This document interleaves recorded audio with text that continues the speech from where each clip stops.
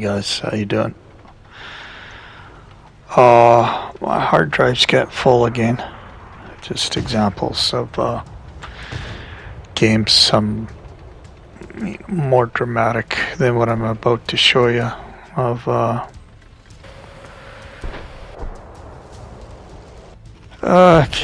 just teams that don't seem like they're interested in winning. And yeah, I'll give you an example of how many tanks are there. 1, 2, 3, 4, 5, 6, 7, about 8 tanks. Looking at being held back by 1 TD for as long as they did.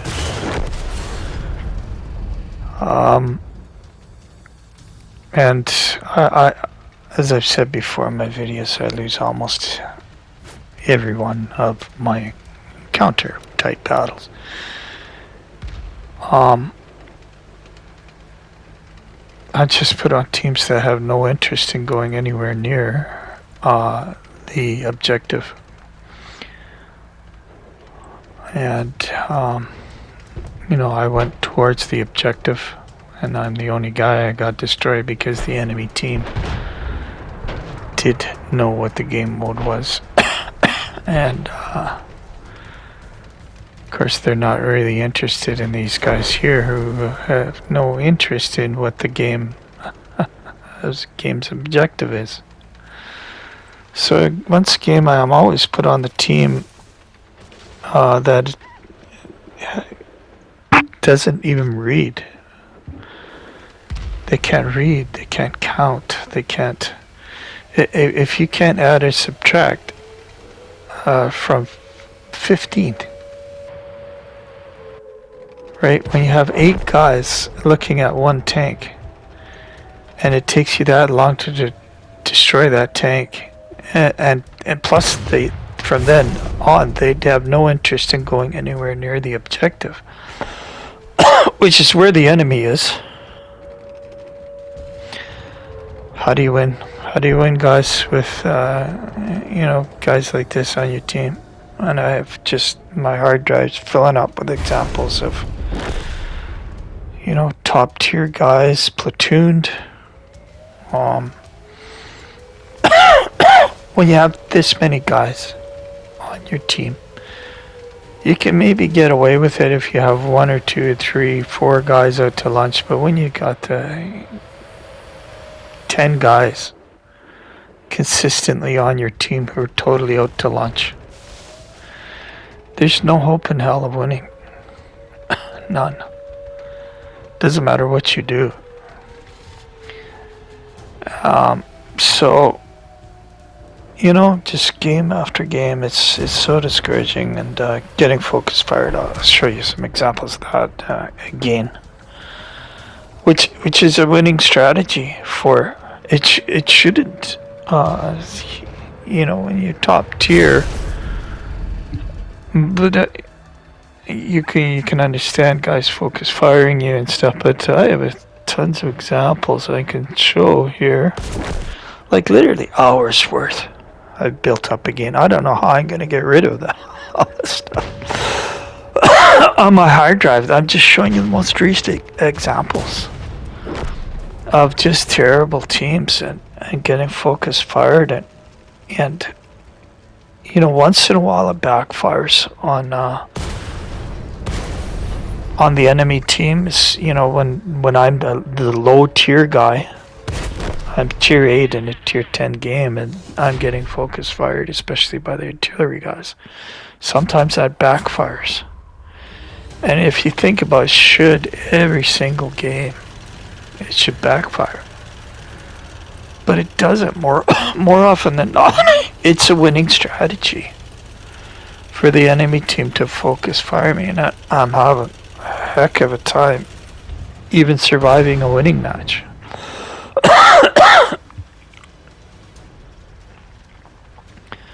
And I'm preaching to the converted. If you watch my videos, you've seen this and heard this so many times before. you know, but just in case somebody does watch this who hasn't seen my other videos and other video series that I have, volumes that I have,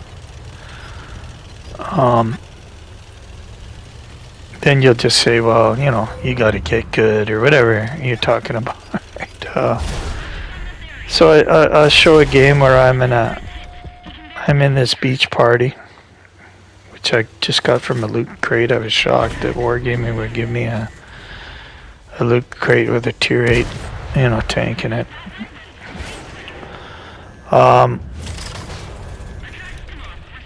Where I had a, you know, I had a good game, and it was a tier 10 match. It's at the very end to, you know, still lose, still do not survive the match. It's so difficult for me to survive a match because, and this is why I started the channel. That I don't see this happening to other guys. They get focus fired like this, game in and game out, and especially by the artillery guys, just marked for elimination. No matter what tank, no matter what tier, guys. I'm gonna die here, I know. You know, because you know, they're aiming at me, so I'm not gonna survive. I'm just trying to do a little bit before I go. And yeah, I'm not sure if I cut out this part from here on, but no, I'll show you over here. Like, here's another example where there's a bunch of guys over on the other side of the map who are being held back by just a few guys. Right? There's a bunch of guys there, and they're staring at 2 tanks, same as that first example. I guess, you know, if you're not winning if you can't count. If you can't figure out that you have a numeric advantage there and take advantage of your advantage, then what can you do? You're not going to win the match.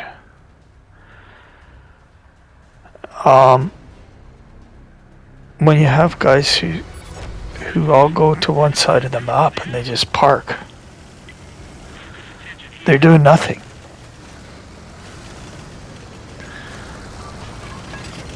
You know, the game is over before they do anything.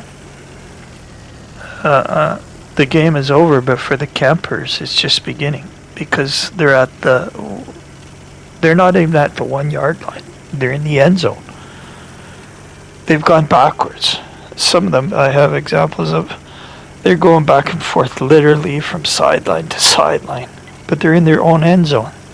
They haven't even moved forward to the 1 yard line. Or examples where, you know, they're top tier guys, they're platooned up or whatever, and they all go to one side of the map and then they park. And they expect to win somehow. By putting it in park. And not firing the gun. By the time they fire their first shot, the game is over. Like, can you not figure that out? I constantly put on teams that cannot figure that out. And that brings me to, been watching a lot of Close lately. Close Killerman on the PC side. Because the other fucking guys, you know, they've eliminated guys from the CC system. Not CC, Close calls them WCs, Wargaming contributors. You know, that they didn't like or didn't toe the line, or I heard they removed another guy, another famous former WC. So all they got left now is for famous CC. Now all they have left is WCs, the guys who toe the line. You know, what are you going to learn from them? Fuck all, you're not going to learn from them. Nothing. Their matchmaking is totally different. So, and Klaus is starting to talk about these kinds of things in his videos now. I've been saying this stuff for years. I knew this stuff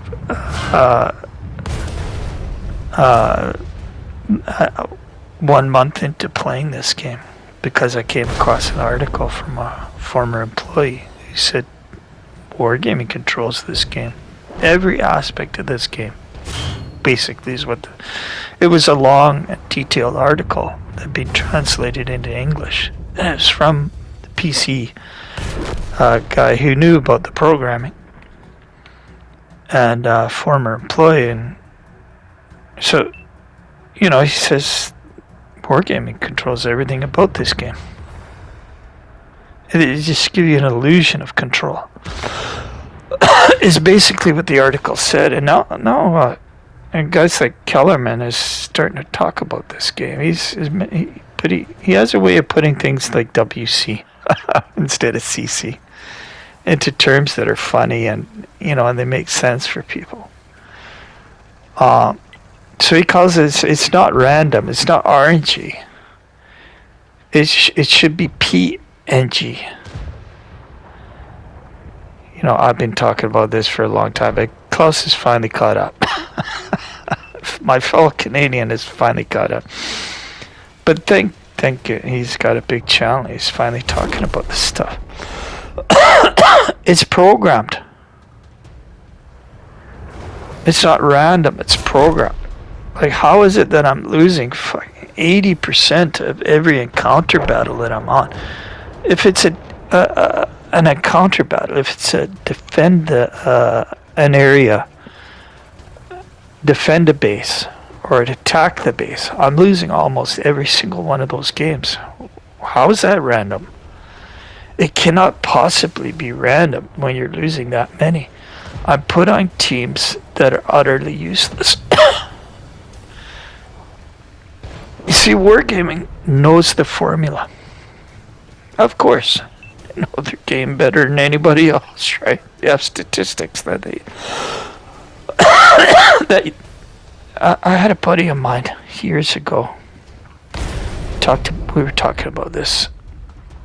And he's much... he knows a lot about computers and programming. And we used to platoon together all the time. And he says, you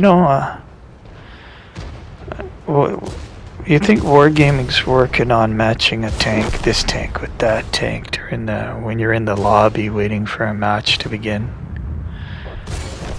Look at this slaughter here. The first guy that they focused out, the artillery guy focused out in this match was me. And that was winning. This is what I mean when I'm talking about a winning strategy. They absolutely annihilated the team, but he knew first and foremost which guy to shoot at. And you'll say, oh, come on. Well, come on, I got a whole video series on it with hundreds of games. And as I say, I got hours more examples I could add to this. He eliminates my effectiveness from the game. Absolutely, I can't do anything. I got too many guys shooting at me. And when this guy decides to destroy you, first and foremost, that's it. You're going to be destroyed. He didn't shoot at the TDs. And not until after I'm gone. He didn't shoot at that guy who was mocking me for dying in the Type 5 Heavy. That's a big artillery target, isn't it? No. Didn't shoot at him until I was gone. Only shot at him once, actually. A total non-threat, I guess, in the artillery guy's eyes, and he moved on to somebody else. But, so my buddy was saying, if they were matching, let's put a TD over here and a TD over there and a heavy over here and a heavy over there. And he says that could be done in a second with the servers. So he says there's something else going on. Well, what are the other calculations that are taking place? Well, Wargaming knows how you play this game. They know every shot, the distance traveled, everything. You name it. So here is the winning formula. You drive forward. You have to fire the gun. You got 15 minutes in which to do enough damage, relevant damage, to win the match. Now, if you're not firing the weapon within the first few minutes of the game, or you're not getting in position to fire the weapon within the first few minutes of the game, or you go to your favorite, this is another thing guys do, they go to their favorite spot, they put it in park, and they forget all about it being a team game. They don't even know what that means. They don't know, they don't care. The concept of keeping another gun alive, another gun active to support, is totally foreign to them. They don't understand what those things mean. It's way too complicated for them to figure out. They go to their spot, they camp, they get a top 5 finish from Wargaming for their efforts. But the game was over before they did any relevant damage. Is that hard to figure out? Why is that so difficult for players in this game to fucking figure out? I'm not talking about this match here. I'm just showing you, for those guys who are going to say, hey man, you got to get good. You got to get good. It's you. Okay. Well, here I'm getting good in a tier 8 tank in a tier 10 game. Okay, so it's shutting down that argument right here. Now I got tons more to show, like where I could show this. This is what the fucking CCs show you. Only they're winning. Okay, but you're not gonna learn anything from listening to those guys. They're WCs. They spout the wargaming propaganda. I'm showing you, was unique to me. What else can I show you? And this is my gameplay. So if you're not doing relevant damage in the beginning of the match, why is Wargaming rewarding you for that? I'm going to do a bunch, maybe another video or two on stuff Klaus is talking about, my own ideas on these kinds of things, on how to try and, I don't know, save this game at this point. There's so many bots in it. I don't think Wargame's interested in any of those things. No more than Wargame's interested in putting me on a winning team now and then. Because a winning team means you have help. You can't do it on your own. It's mathematically impossible. Don't believe that fucking bullshit from the C's. They're getting totally different matchmaking, man, than I am. They're getting totally different fucking... more importantly, they're putting up against guys who are just fucking savagely awful. And they're able to run around openly. Nobody fucking shooting at them. The artillery guy not focusing them out. I mean, I can't even fucking move some games. I'm pinned. Rendered absolutely useless because I'm pinned. I'm pinned from artillery guys and 5 guys, 6 guys, 7, 10 guys on the other team looking at me. I can't move. So that should be an advantage every single game I'm in. Every single game I'm in, I'm going to be the one who guys are looking to kill. Especially the artillery guys, which are the most important pieces in the game. Now that is a tremendous advantage to you. And again, I'm not complaining about this team here. This team I had guys try and help. We just gotta play it here. Right? This is just an example of, okay, for those guys who are gonna say, get good, oh, get good. Okay, I got good in this game. So, what's your next excuse, right? But when you put on teams that guys are in the end zone, not even going to the 1 yard line, when you got 8 guys looking at one fucking tank, again, I got more examples, even more brutal examples than that one I just showed you here, where guys platoon together, they're top tier tanks. You need those guys to help. You need those guys to be active, and they're not. Why are they not? They're sitting at the back because Wargaming gives them top 5 finishes for that. They'll get a kill at the end on a tank that's already damaged. A kill or 2 or 3. I had one here. I didn't save it, but a guy who never moved in a Guerrilla 15. Again, at the 1 yard line, he did 5,500 damage. Irrelevant. His team was gone. You know, he did 4,000 or something like that of that damage when his team was gone. He's the only one left. Parked at the back. They finally find where he's hiding. Well, why is that being rewarded? It's beyond me. Maybe it's beyond other guys too. That's why Wargaming's numbers are in the tank. That's why you're seeing a world of bots instead of world of tanks. Anyway, guys, thanks for listening to another rant. And well, I got hours worth I could show you, but that's exactly like this kind of stuff. Maybe, perhaps even more dramatic. But anyhow, thanks for listening, watching, putting up with me once again. Appreciate it.